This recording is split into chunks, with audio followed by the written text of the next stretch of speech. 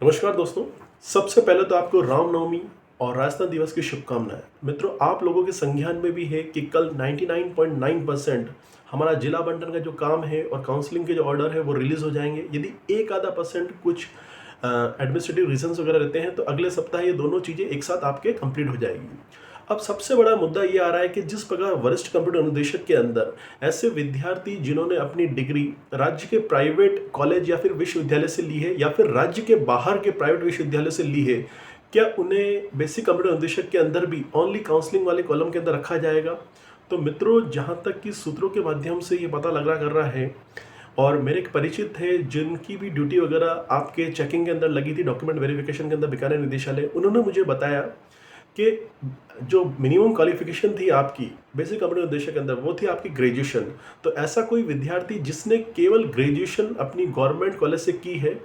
और अपनी जो पोस्ट ग्रेजुएशन है वो बाहर के विश्वविद्यालय से कंप्लीट की है या फिर राज्य के ही प्राइवेट विश्वविद्यालय से कंप्लीट की है और ये डॉक्यूमेंट भी आपके लगाए करे हैं, तो उसकी केवल ग्रेजुएशन देखी जाएगी, जो कि यहाँ पर इस वैकेंसी के लिए मिनिमम क्वालिफिकेशन थी। तो काफ़ी सारे जो मित्र वगैरह वो ये भी चिंतित थे कि यार हमने अपनी जो पोस्ट ग्रेजुएशन के जो डॉक्यूमेंट्स वगैरह हैं वो क्यों लगाए, जबकि हमने अपनी जो ग्रेजुएशन है वो तो एक गवर्नमेंट कॉलेज से कर रखी है। तो ऐसे सारे जो विद्यार्थी वगैरह हैं जिन्होंने अपनी ग्रेजुएशन गवर्नमेंट कॉलेज से कर रखी है, गवर्नमेंट विश्वविद्यालय से प्राप्त की है, उन्हें ओनली काउंसलिंग वाले कॉलम के अंदर नहीं रखा जाएगा।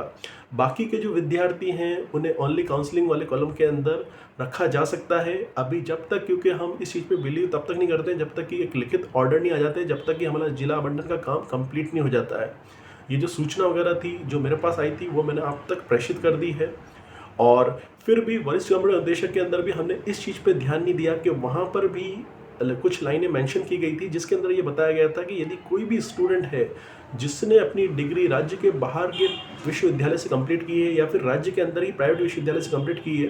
तो एक 50 रुपये का स्टैंप देकर एक शपथ पत्र के साथ ज्वाइनिंग कर सकता है। तो उस समय वरिष्ठ कंप्यूटर निदेशक के अंदर संख्या बल कम होने के कारण हमारा जो ध्यान है इस चीज़ पे नहीं गया, पर यहाँ पर लगभग 50 से 60% कैंडिडेट हमारे बेसिक कंप्यूटर निदेशक के अंदर है जिनके साथ ये जो ओनली काउंसलिंग वाली जो प्रॉब्लम है वो आ रही कर रही है। तो एक आधा दिन के अंदर हमें ये चीज़ें पता लग जाएगी कि किन किन विद्यार्थियों को ओनली काउंसलिंग के अंदर रखा जाता है और किन विद्यार्थियों को काउंसलिंग करा के ज्वाइनिंग दी जाती है। और बाकी तो हमने अपनी जो भी पर्टिकुलर हमसे पॉसिबल हो सकता था